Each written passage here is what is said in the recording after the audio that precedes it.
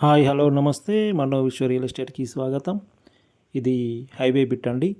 Karimnagar to Hyderabad route Indiranagar దగ్గర వస్తుంది. కరీంనగర్ నుండి ఎగ్జాక్ట్లీ 13 కిలోమీటర్స్ పరిధిలో వస్తుందండి. ఇది హైవే బిట్టు 3.5 గుంటల హైవే బిట్ అండి. ఇది 33 ఫేసింగ్తో ఉంటుంది.